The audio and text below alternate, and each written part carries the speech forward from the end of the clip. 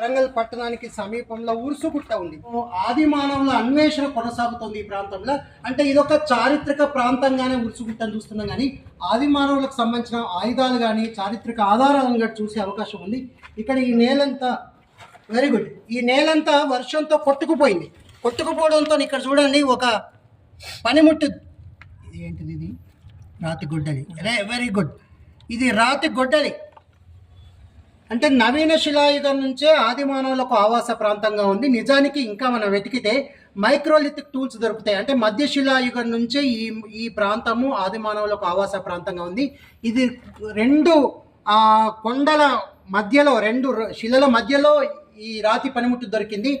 Granite, black granite స్టోన్ని తొలిచారు. So ఇట్లా తొలిచి ఒక త్రిభుజాకారంగా చేశారు. ఉరుసుగుట్ట నవీన శిలాయుగపు ఆది మానవులకు కేర్ ఆఫ్ అడ్రస్ అని చెప్పొచ్చు.